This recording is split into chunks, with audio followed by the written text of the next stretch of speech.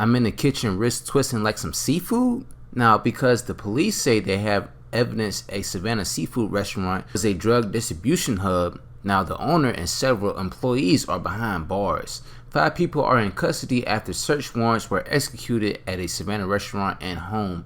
Now, Savannah Counter Narcotics Team, also known as CNT, says a search warrant was conducted Friday at the Originals Nancy Seafood at 2211 Skidaway Road that led to the seizure of more than 4 pounds of marijuana, more than 100 cartridges of liquid THC and crystal meth, and items commonly associated with distribution and controlled substances. Now, the owner, 46-year-old Trine Kapu, and 3 employees, Akai Kapu and Makai Kapu and Paul Gawning, were charged with possession of marijuana with intent to distribute. Now, authorities say that they searched the home Monday morning on Falagant Avenue owned by Kapu and Matthew Dullen. The search led to the seizure of cocaine, an unknown quantity of crystal meth, and also marijuana.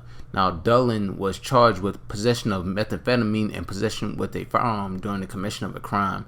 All 5 suspects are being held within the Chatham County Detention Center.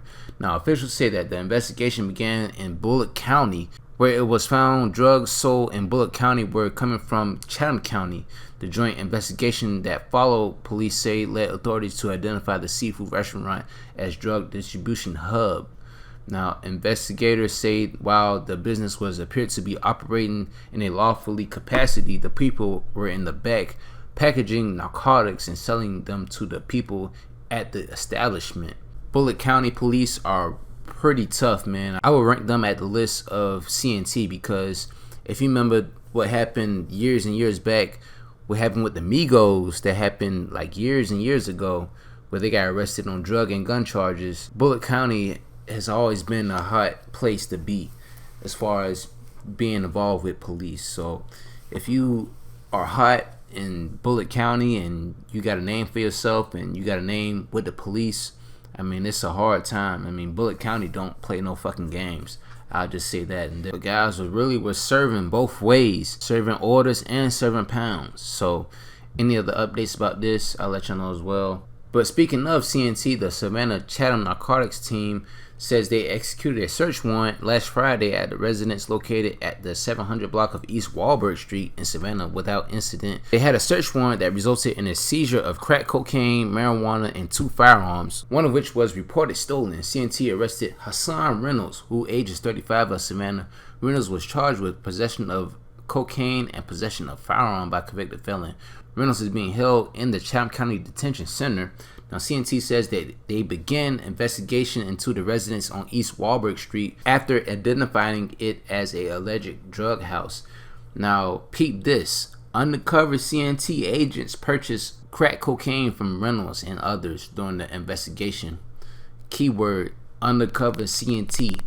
So that means that CNT, they do a good acting job. I will say that, CNT, now I've said this before in other videos, CNT, the narcotics team, they're some good actors. I'll tell you that. They played the role of a drug addict pretty good because they bust a lot of people as far as me covering the news. Ever since I covered the news in 2016, a lot of these busts, a lot of them come from undercover CNT. So that just shows you that CNT are some good actors, bro. Really good actors. And also, in my last piece of news, the Georgia State Supreme Court has upheld the murder convictions of 2 Chatham County men. Now, Tobias Daniels was sentenced to life in prison plus 5 years for his role in the 2015 murder of 15-year-old Michael Wright. Now, prosecutors say he supplied weapons, and Daniels was also 15 at the time of the shooting. The court also upheld the life sentence of Avante Mack. He was convicted of murdering 16-year-old Benjamin Weber in 2014. Now, much of the testimony that ultimately convicted him was posted on social media sites, and I'll get back to that in a second. Now, both men must serve at least 30 years of their life sentence before they can consider to be eligible for parole. Now, a forensic pathologist expert testified Wednesday that 15-year-old Michael Wright died from multiple gunshot wounds in May 2015, describing the manner of his death as homicide. Dr. James Clond Upshaw Downs, now a private consultant told a Chatham County Superior Court jury that he found 6 bullet projectiles during an autopsy of the victim and conducted while he was the head of the Georgia Bureau of Investigation Crime Lab in Savannah. His testimony came as prosecutor Jenny Geyer completed her case against Tobias Daniels, 15 at the time, and Antonio Tony Griffins, then 13 at the time, who were charged individually as parties to a crime in the slang of right on May the 31st, 2015, during the armed robbery and criminal attempt to commit an armed robbery of Wright's brother, Rodriguez Wright. Immediately before the attack, Michael Wright both have pleaded not guilty. Now, as Jenny Geyer had stated before completing her evidence, Geyer recalled lead Savannah Chatham Police Detective Jacob Schroyer, who testified that 16-year-old Ziona Grant told him that from her viewpoint, assailants took a cell phone, money, and cigarettes from Michael Wright. Earlier testimony showed that Zakeem Ratingberg, a co-defendant turned state witness, told jurors he went through Rodriguez Wright's pockets but found nothing.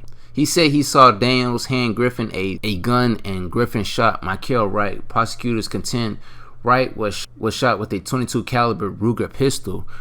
Ratingberg testified he had .380 weapon which he threw in the yard nearby. Now police only recovered .22 caliber shell casings at the shooting scene, but no .22 caliber weapon. And also, Griffin's attorney Richard Darden argued that the evidence showed that the robbery of Michael Wright was over with and complete before the victim was shot. Testimony showed that a group of teens were at Daffin Park before breaking up, some going to the Crystals on B Road and others to the Sunrise Villas near the East 38th Street shooting scene. After the robbery attempt, Michael Wright followed after his assailants before he was shot and killed. Ratingberg, then 15, pleaded guilty to an armed robbery charge in the case in November in return for a 20-year sentence with 10 to serve and the remainder probated. As part of his negotiated plea with prosecutors, he was required to testify truthfully against his co-defendants. He provided key testimony for the prosecution, and this was all over, like I said earlier, was over $10 and a broken cell phone. Now, the other guy that was involved in this, Avante Mack, he was charged with this as well. Now I'm gonna read the old article that was originally read in 2014. Now, October the 3rd, 2014, that this was when this was printed. Savannah Chatham Metropolitan Police are seeking the public's help in locating a 17-year-old charged with the shooting of 16-year-old Thursday afternoon. Avante Mack was known as Mookie, as he'd been charged with aggravated assault and possession of a firearm in the commission of a crime. Metro Violent Crimes detectives, he is charged with shooting Benjamin Weber on the 2200 block of Hawthorne Street in the Pine Gardens neighborhood. The victim was shot once in the face on October the 2nd, 2014, as he stood talking with several other youths in front of a residence off Hawthorne Street. He died 10 months later at Memorial University Medical Center. Now, Assistant District Attorney Matt Breeden told jurors that the defendant posted on social media threats to cook somebody, in quotation marks, and shoot the victim before fleeing. The prosecutor argued that Matt got on Instagram and told the word that he was going to kill someone and then went out and did it.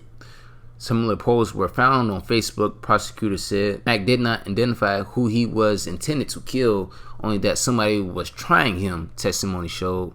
And actually, about this shooting that happened, this was one of 4 shootings that happened within 3 days in that time period in 2014 in October.